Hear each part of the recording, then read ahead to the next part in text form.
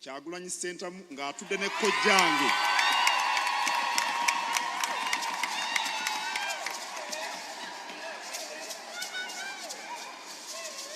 Mukoddomi wange Kyagulanyi Ssentamu mwannyina y'oli gwe yampa ate Mathias Mpuuga kojjange batuddewo mu bedda banyumya.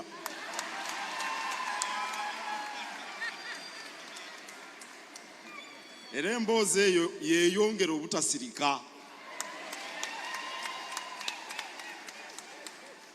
Wakati nga Katikkiro agenze maaso n'okusanyuka n'okulaga okusiima kwe okw'enjawulo eri Bobi Wine awamu n'omukulu ow'ekitiibwa Mpuuga, ebibuuzo bitandise okuba nga bibuuzibwa nti ddala Katikkiro kakkiriza era n'agenda maaso n'okuba ng'asaba ababiri bano basigale mu bumu, basigale ng'emboozi yaabwe ekyatambulira ddala era n'enkwatagana egende maaso n'okuba ng'ekomawo wakati w'ababiri.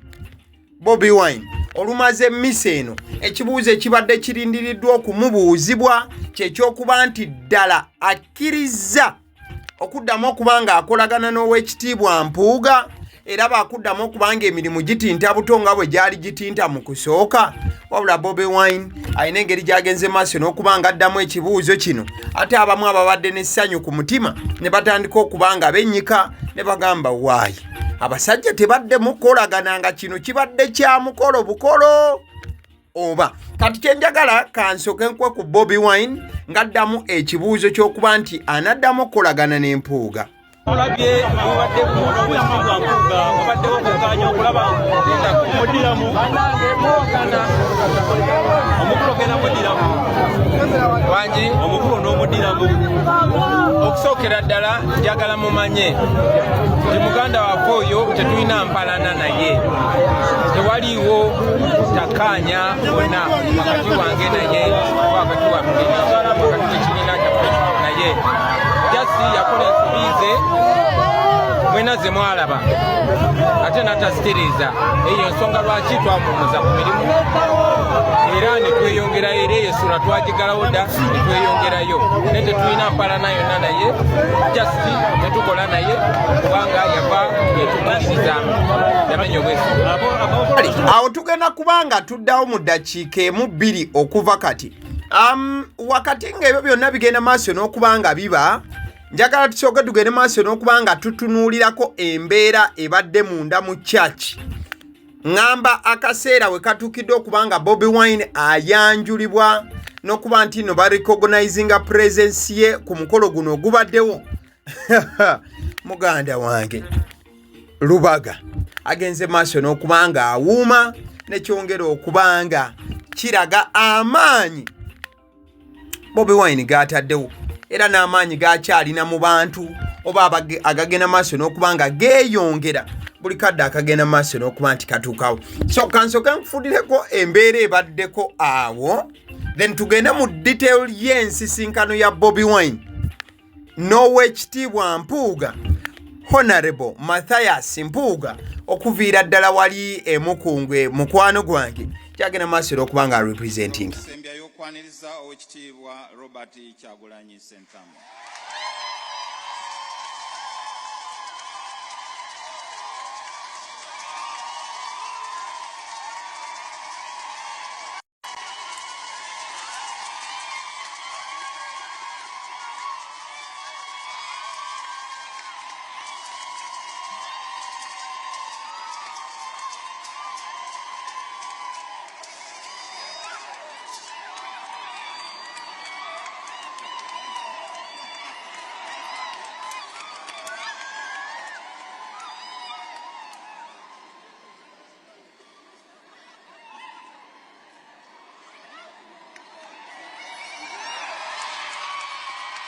Kale, eno nno yembeera ebaddewo olunaku olwaleero mukwano gwange.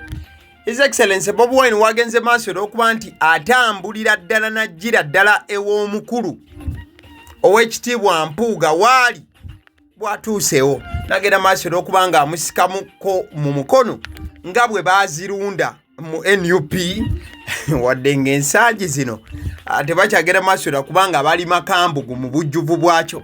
Wabula Bobi Wine nga bw'owulidde wali mu katambi akakasa ekintu kimu nti omukulu eyaliko deputy president owa Buganda mu kibiina ki NUP omukulu Mathias Mpuuga nti ye tamulinaako buzibu ekyakikakasiza. Wabula era Bobi Wine mukadeke kamu nakakasa nti balekeraawo bulekezi kubanga bakola babiri.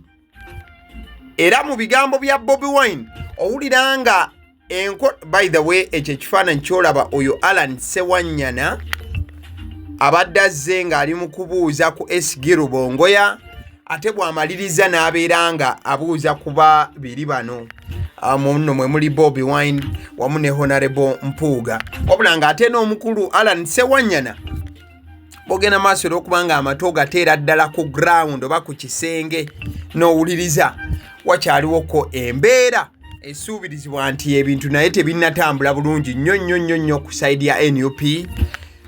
Wabula ebyo tusooke tubiteeke ebbali. So madde kugamba nti omukulu Mpuuga yaliko deputy president owa Buganda mu kibiina ki National Unity Platform. Wabula ababiri bano bagenda maaso n'okubanga baawula anese kwawula yenna mu mbeera emu oba endala mukwano gwange era gye byagenda maaso n'okubanga bikkira ng'Oweekitiibwa Mpuuga alabisiddwa ne sekulabisibwa yenna.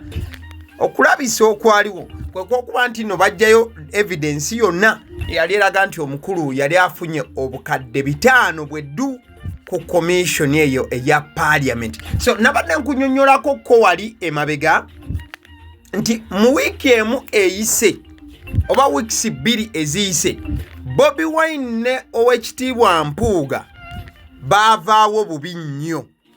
How?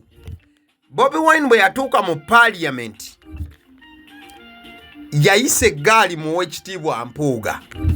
Kati n'Oweekitiibwa Mpuuga nadda ku mukutu ogwa Twitter oba gw'oyita X n'ayise eggaali mu Bobi Wine. Ng'Oweekitiibwa Mpuuga yali avuluga Bobi Wine engeri gye kiri nti Bobi Wine yayogera baali baleese bajeti yaabwe ya opposition. Kati Bobi Wine ng'alaga nti ensimbi ababaka oba ba officials bagenda maaso n'okubanga bali omusimbi ogutokomoka we yawera example y'Oweekitiibwa Mpuuga nti yegabire 5 ate n'awa ne example ya speaker. Kati Oweekitiibwa Mpuuga kye yakola yagenda ku mikutu egya social media n'agamba nti bano balowooza olwo nga yanukula Bobi Wine nti balowooza nti budget ebeeranga kivvulu nti otuula ku mulyango n'osolooza ze musolozza ne mutandika ozisaasaanya. Ekyali kiraga nti Oweekitiibwa Mpuuga yalinga alaga bano nti ebyobufuzi balina endaba gye babiraba ekyali ey'ekinyumu nga bw'atera okuba ng'ayogera. Wabula ate we basisinkanye olunaku olwaleero babadde basanyufu nnyo era Katikkiro asabye ababiri bano baleke kubanga beeyawula. Bw'obanga owuliriza Katikkiro ebigambo by'abadde ayogera bibadde biraga nti bano ba Luganda era balina okulaga obwa Sseruganda. Katikkiro mwalabigidde nti omu kojjaawe ate omulala abeera mukoowe. Ojja kujjukira nti ababiri bano Baganda abawedde emirimu. Omu musajja yeddira Mbogo nga yo Ssaabagulanyi Kyagulanyi ate era wamu n'omukulu Mathias Mpuuga musajja aviira ddala wano era nga yagamba nti n'Obwakabaka bwamuwa ekitiibwa ng'akyali mu myaka 2 najja ng'atambula nakyo ekyokubeera nti aweereza Ssaabasajja Kabaka. So Oweekitiibwa Katikkiro abadde bano abakubira ttooki nti muli Baganda, muli baana ba Ndaya Nnambi, ebintu by'okubeera nti mweyawulayawula n'okubeera nga muteekawo ekibeera tebisaanidde. Mugende maaso n'okubanga muddamu okubanga mukolagana embeera egende maaso n'okubanga etambula. We are yet to get a reply or a comment from Oweekitiibwa Mpuuga in regards to everything that has happened. Wabula njagala okutegeeza wakati ng'Oweekitiibwa Katikkiro asaba Bobi Wine ne Mpuuga okubanga bakwatagana. Wetwogerera Mpuuga yakola dde ekibiina ky'ebyobufuzi kyakyayita ekisinde ekimanyiddwa nga ekya Democratic Alliance. Ekitegeeza nti bano bwe baba baakuddamu kubanga bakwatagana obuzibu bujja kubanga buzze olw'ensonga nti Oweekitiibwa Mpuuga waba waakuddamu kwesimbawo nga yeesimba ku kaadi ya NUP aba alina okukeera n'alekulira ekintu kye yatandika ekimanyiddwa nga ekya Democratic Alliance. Ekibuuzo, NUP esobola okuddamu okukkiriza Oweekitiibwa Mpuuga okubanga agiyingiramu nate ku bye bamwinako mu history n'okubeera nti yatandikawo ekibiina ekirala ekisobola okuba nga ate nakyo kiba mu field nga kikontana n'ekya NUP? That is a question kyosobola okuba nga oteeka mu comment section wetwogere eddakiika eno n'ombuulira osuubira Mpuuga ne Bobi Wine basobola okuba nga baddamu okukwatagana ebyaddala ne babeera mu bukulembeze nga batambulira wamu.